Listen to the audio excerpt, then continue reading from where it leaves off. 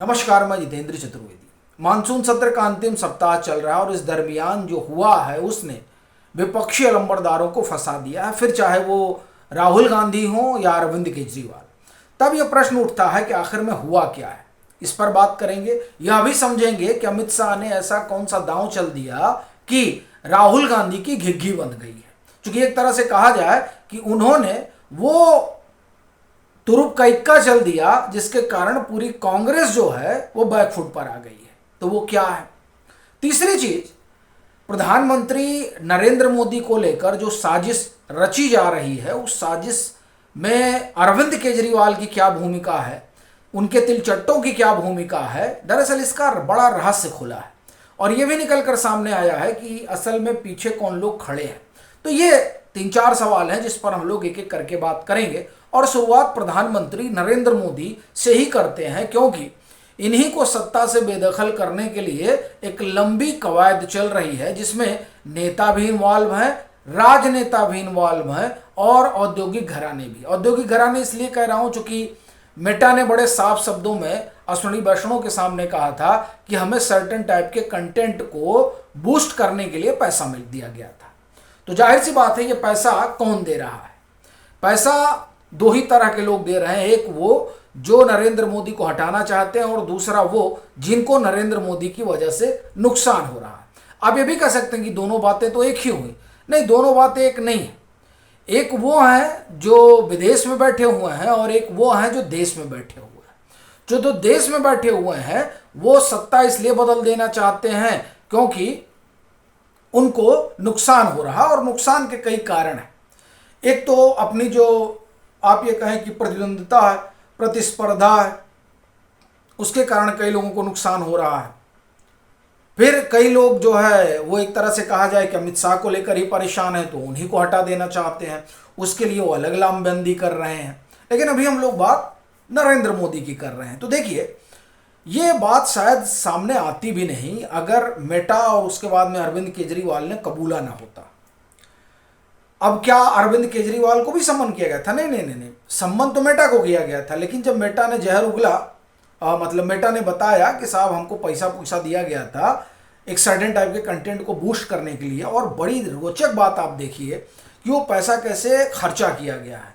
दरअसल ये पैसा लगाया ही इसलिए गया है ताकि जो आप एक तरह से कहें कि 15 से 25 एज ग्रुप के जो बच्चे हैं, जो लड़के हैं, जो किशोर हैं, जो किशोरियां हैं, जो युवा हैं, उनके सामने सर्टेन टाइप का कंटेंट जाए और उनको प्रवोक किया जाए।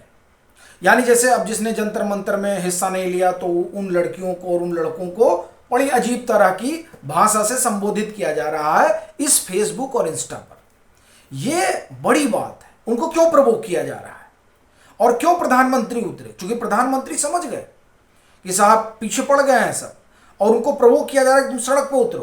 कौन मेटा को पैसा दे रहा है इसके लिए? तो वो दो बातें बड़ी साफ है, एक जो हटाना चाहते हैं और एक जिनको नुकसान हो रहा है। तो ये जो खेल है वो खेल अरविंद केजरीवाल के मुंह से भी निकल गया। कहीं किसी से बात कर रहे थे, कोई यूट्यूबर ही है, नाम उनका ध्यान नहीं आ रहा, तो उन्होंने बोल दिया कि वो दरअसल पीएम को ठोकने आए थे। माने धर्मेंद्र प्रधान को नहीं, प्रधानमंत्री को ठोकने आए थे।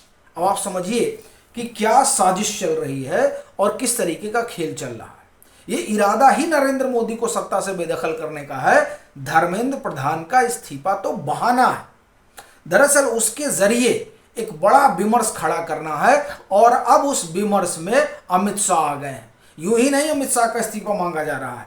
अमित शाह का इस्तीफा लेने के लिए बड़े औद्योगिक घराने पीछे पड़े हुए हैं। ठीक है, ये बड़ी चीज है। चूंकि अब इसकी चर्चा साफ साफ होने लगी है कि एक घराना है जो चाहता, क्यों चाहता मालूम नहीं, कौन घराना है वो सब आप अंडरस्टूड है, आपके लिए वो बताने की जरूरत नहीं है। लेकिन जो बड़ी चीज है वो ये कि नरेंद्र मोदी को हिलाने की कवायद। देखिए, तिलचट्टों का तो अब संबंध निकल आया है ना अमेरिका से, जहां वो पढ़ते थे, पढ़ाते थे या पढ़ रहे हैं। वहां के जो तमाम प्रोफेसर हैं उनका किस तरह से अपना प्रोपोगेंडा चलता है अंतर्राष्ट्रीय वाला, तो उस प्रोपोगेंडा के तिलचट्टे हिस्से हैं। अभी देखिए इतना झारखंड में लाठी लूठी चला है, कौन बोला है? तो खैर, तो ये उनका जो कनेक्शन है, जो नेक्सस है, वो निकल कर सामने आ गया है। लेकिन हम लोग बात जो कर रहे हैं वो अब इसकी कर रहे हैं कि आखिर में ये हुआ क्या है जिसकी वजह से राहुल गांधी और तमाम लोगों के होश उड़े हुए हैं। अरविंद केजरीवाल का तो आप समझ गए, राहुल गांधी का क्या हो गया और राहुल गांधी कैसे फंस गए हैं, या हम कहें कि पूरा विपक्ष कैसे फंस गया है। वो जो अमित शाह से इस्तीफा भी मांग रहा था और अमित शाह से जवाब भी मांग रहा था, जो लाठीचार्ज हुआ है। अभी देखिए, अमित शाह तो कमाल के आदमी हैं। वो तो कहा जाता है ना कि लगे रहते हैं, तो वो भी लगे हुए थे। किरण रिजिजू ने आज बोला कि भाई अमित शाह आएंगे तो बात करेंगे तो, लेकिन तब ये ऐसा नहीं खाली जंतर मंतर की चर्चा होगी, तब चर्चा केरल की भी होगी, चर्चा कर्नाटक की भी होगी, चर्चा झारखंड की भी होगी। अब ये सारी चर्चाओं के लिए क्या राहुल गांधी तैयार होंगे? बड़ी बात ये है, क्योंकि केरल पे बात कैसे कर सकते हैं वो कर्नाटक पे बात कैसे करेंगे? वो बदहजमी हो जाएगी। झारखंड में तो 4 कदम आगे हो गया मामला।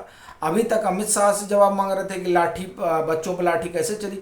अब सवाल यह है कि कांग्रेस समर्थित सरकार है झारखंड में, वहां कैसे बच्चों पर लाठी चल गई? क्या राहुल गांधी फोन करके नहीं बता पाए कि भैया हम छात्रों की गूंज करते हैं और तुम यहाँ भांज रहे हो छात्रों पे लाठियां? ये तो राहुल गांधी फोन करके कह ही सकते थे। राहुल गांधी फोन ना उठा पाए, फोन ना कर पाए। अब क्या हेमंत सोरेन का भी इस्तीफा मांगेंगे? क्योंकि लाठी चली तो अमित शाह का इस्तीफा मांगा गया, तो अब लाठी रांची में चली तो क्या वहां भी हेमंत सोरेन का इस्तीफा मांगा जाएगा? कायदे से बात तो यही बनती है कि अगर आप दिल्ली में मांग रहे हैं तो आप रांची में भी मांगिए। पहली चीज तो ये उनके लिए बड़ा संकट हो गया। दूसरा, लाठीचार्ज का आदेश कौन दिया? यही बात अमित शाह से पूछ रहे हैं। तो वहां तो शिक्षा भी कहा जा रहा है संभवतः उन्हीं के पास है, लेकिन गृह तो उन्हीं के पास है। तो लाठी चार्ज का आदेश कौन देगा? लाठी चार्ज का आदेश मुख्यमंत्री ही देंगे, तीसरा तो कोई देगा नहीं। तो अब क्या उनसे भी सवाल पूछा जाना चाहिए? तीसरी चीज, ऐसा तो हो नहीं सकता है कि यहाँ का जो लाठी चार्ज हुआ है वो छात्रों पर हुआ है, यानी जंतर मंतर का, और जो झारखंड का लाठी चार्ज हुआ है वो जो अराजक तत्वों पे हुआ है। ये तो आप कह नहीं सकते। अब अगर आप यहाँ नहीं मान रहे हैं, ठीक है, आप यहाँ कह रहे हैं नहीं सिर्फ छात्रों पे हुआ है, तो जाहिर सी बात है वहाँ भी सिर्फ छात्रों पे हुआ है। तो अब इनके लिए दुविधा बहुत ज़्यादा है कि भाई देखिए, दुनिया के सामने और सबसे बड़ी बात है देश के सामने 2 उदाहरण है। एक तरफ झारखंड है और एक तरफ जंतर मंतर है। जंतर मंतर पर गलत हुआ तो झारखंड में भी गलत हुआ। अब अगर झारखंड में सही हुआ तो जंतर मंतर में भी सही हुआ। अब तो बात इस तरीके से होगी। तो जब इस तरीके से बात होगी तो स्वाभाविक सी चीज है कि इससे जो विपक्ष का अपना, आप एक तरह से कहें, नकाब है, वो नकाब तो उतर जाएगा। अब वो कैसे एक तरफा बात कर सकते हैं कि नहीं जंतर मंतर का लाठीचार्ज गलत है और झारखंड का सही है? मतलब झारखंड के छात्र नहीं थे, या छात्र नहीं है, और जंतर मंतर के छात्र हैं। तो जाहिर सी बात है दोनों जगह एक ही तरह की घटना हुई है। तो जब अमित शाह बोलेंगे तो वो सारी चीज़ बोलेंगे। और जो सबसे बड़ा सवाल उठेगा कि जिस मुद्दे को लेकर अमित शाह का इस्तीफा मांगा जा रहा है, क्या उस मुद्दे पर हेमंत सोरेन से इस्तीफा मांगा जाएगा?